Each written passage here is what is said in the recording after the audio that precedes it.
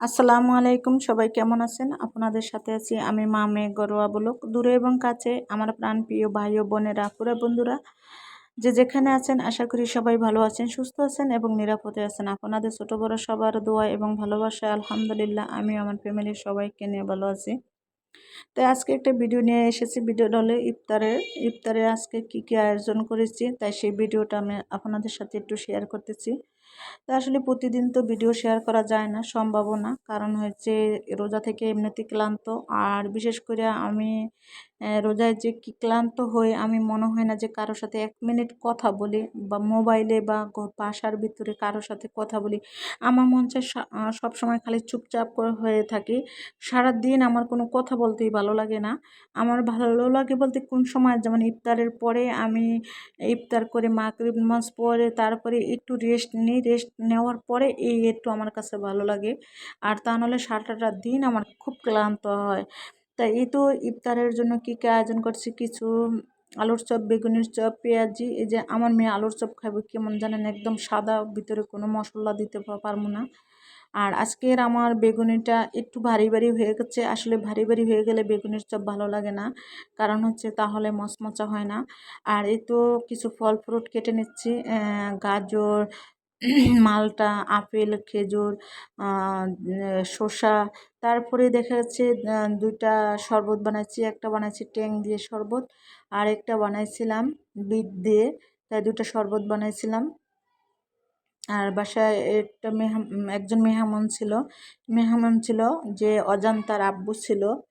মানে অজান্তার আব্বু বলতে আমার মেজো বোনের হাজবেন্ড ছিল।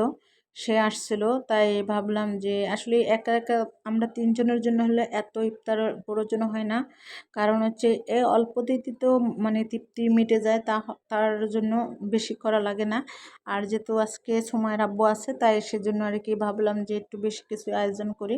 তাই এই তো বিটের শরবতটা দেখেন কেমন লাগে, আমার কাছে খুব ভালো লাগে। বিটের শরবতটা মানে মনে হইতেছে যে বিটের শরবতটা খাওয়ার পরে ক্লান্তটা দূর হয়।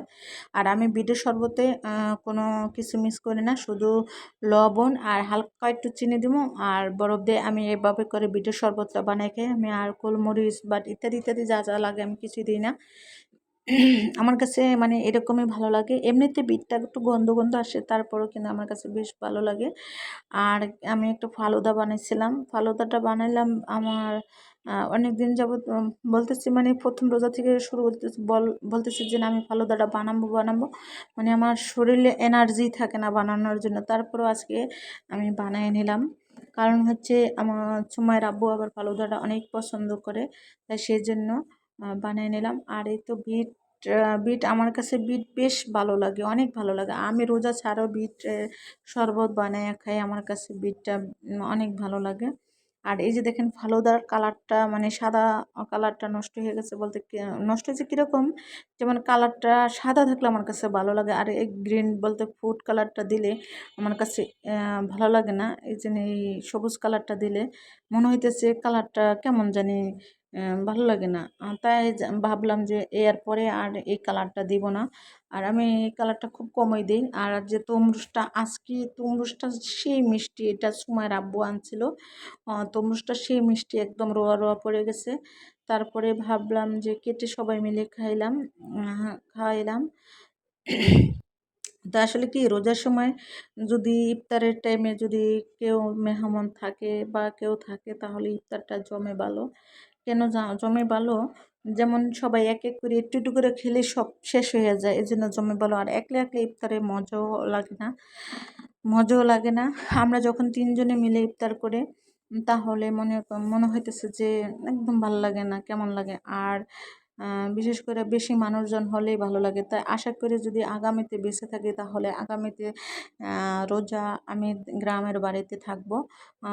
গ্রামের বাড়িতে আমরা 2 বোনের বাচ্চা কাচ্চা মিলে একসাথে বসে ইফতার করব, বা ভোর রাতে সেহরি খাবো, সন্ধ্যা রাতে খাবার খাবো, বেশ ভালোই লাগবো। কিন্তু এরকম একা একা জিন্দিগি নিয়ে আর ভালো লাগে না। আর তাই এবছর থাকি নাই, বলতে বিশেষ একটু কাজ ছিল ঢাকায়, তাই সেজন্য গ্রাম থেকে চলে আসছি। সে 2.5 মাস তো গ্রামে ছিলাম, গ্রাম থেকে 2.5 মাস পরে মানে রমজানের 2 দিন আগেই চলে আসছে। যে ভাবতেছি একটু কাজ না থাকলে কিন্তু আসতাম না, তাই একটু বিশেষ কাজ ছিল তার জন্য চলে আসছে। তাই আগামী বছর আর এরকম করব না। আগামী বছর একদম অন্ততপক্ষে প্রথম রোজা দেওয়া গ্রামের বাড়িতে চলে যাব, একবারে ঈদ টিদ করে তারপরে আল্লাহ বাসায় রাখলে, বাচ্চা থাকলে তারপরে ঢাকায় আসবো। তাই চেষ্টা করব। আর ইফতারের পরে আমরা একটু বাহিরে গেছিলাম ঘুরতে, ঘুরে এসে তারপরে আবার রাত্রে আমি তো কিন্তু সন্ধ্যা রাত্রে দুগা ভাত খাইলে কিন্তু খেতে পারি, আর ভোর রাতে তো খেতে পারি না। তার জন্য চেষ্টা করি যে সন্ধ্যা রাত্রে রাত্র 12টা 12:30টার দিকে এরকম দুগা ভাত খেতে। তাই এই তো 12টার পরে ভাত খেতে বসছে। চেওয়া মাছ দিয়ে টমেটো দিয়ে আলু দিয়া চচ্চড়ি করেছি। আর ভাবলাম যে চেওয়া মাছ তো আসলে শীতে খেতে খুব বেশ ভালো লাগে, এটা গ্রাম থেকে নিয়ে আসছে। আর রুই মাছ টমেটো দিয়ে আলু দিয়ে রান্না করেছি। আর ভাবলাম যে বেশি রমজানের দিন বেশি আইটেম করলে তো আর খাওয়া যায় না, তাই সেজন্য আর বেশি আইটেম করি নাই। আর ইলিশ মাছের তরকারি ছিল, মাছ ছিল, তাই সেটাই বেশ হয়ে গেছে। এই যে ইলিশ মাছ। আজকের ভিডিওটা আপনাদের কাছে কেমন লাগলো? তো সবাই ভালো থাকবেন, সুস্থ থাকবেন, আল্লাহ হাফেজ।